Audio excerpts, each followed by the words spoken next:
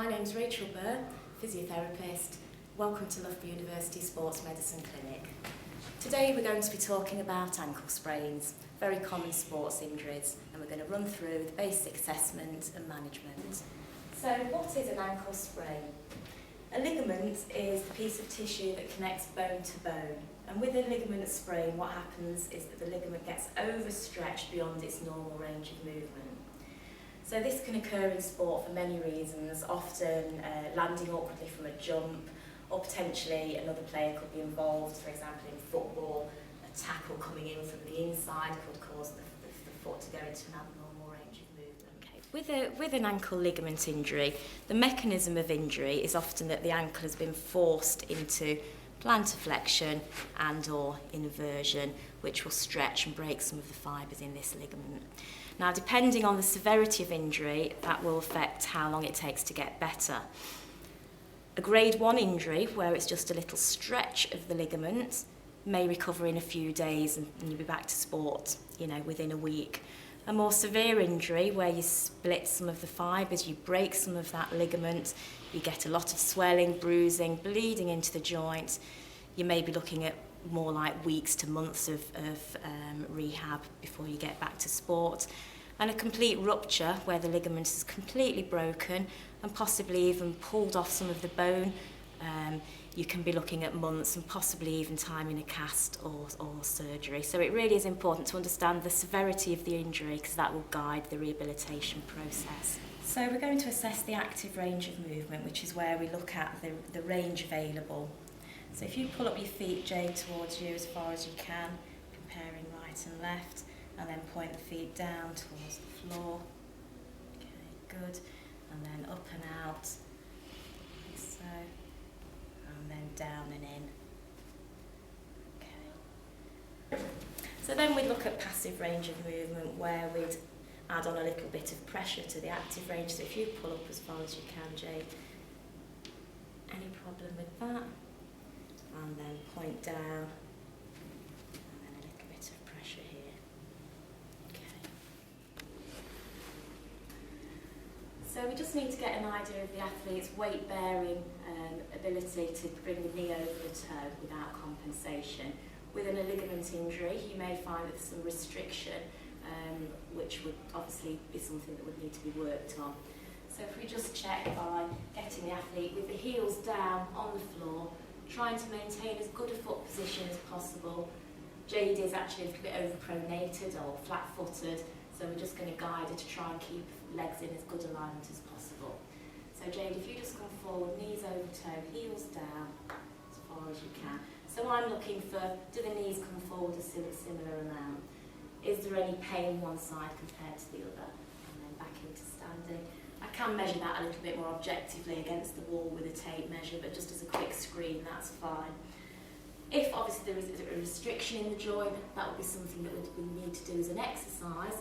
So we would do knee over toe exercises, like off the step or in standing. Okay, for the first 72 hours post an acute soft tissue injury, you would apply the price regimen, which Joe's already done a video on, so refer back to that for the acute management. We're then looking at restoring range of movement, which is just simple range of movement exercises. So in a non-weight bearing position, moving the feet through the range of movement as we did in the test procedures. So up and down, and then out and in. So you can just do these movements while at school or work, just regularly moving the ankle to get some mobility there. Start strengthening the ligament, but in the first few days you're not going into pain, you're just starting to gently mobilise into the area. Once the swelling and initial symptoms have started to settle down, then you need to start applying some strengthening. Okay, so we're going to use the TheraBand to provide some resistance and strengthen up the muscles around the ankle. So you can use the band and point down against the resistance, or up to the side. This is really important one to do. I generally do some extra reps on this one to strengthen the peroneal muscles down the side. We will then want to start moving into more weight-bearing functional exercises. Things like simple heel raisers, both legs together to start with. That way you're giving the injured side a little bit of help. Once that's completely pain-free, you can take it onto a single leg heel raise, so bending one leg up behind, and just slowly. Now it might be that to start with you just do a smaller range of movement. As you get more comfortable, you can go higher and increase the reps. Balance work is also really important. After a ligament sprain, the tissue doesn't give you as much sensory feedback, so you need to do lots of balance exercises, or proprioceptive exercises as we call them, which basically improve your awareness of where your body is in space. So initially, just simple things like standing on one leg. And if that's easy, you can take it into closing the eyes. Again, that's good. And just increase the proprioceptive challenge as the ankle improves by making the surface slightly unstable. So that might be as simple as folding a pillow up in half and standing up in that. Or you can try something like an Airex pad or wobble cushion.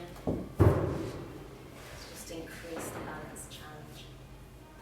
Okay, to summarise management of an ankle injury. Once the acute phase is over and the swelling and bruising is resolved, we're looking to regain full range of movement, strength and proprioception.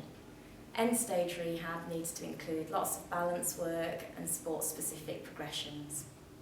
Of course, if the injury isn't resolving quickly and you've got any concerns about the diagnosis or management, come into the clinic and we can give you some more specific advice. Thank you for watching. There'll be more videos to come, so look out for those. This is Rachel Burr from Loughborough University Sports Medicine Clinic.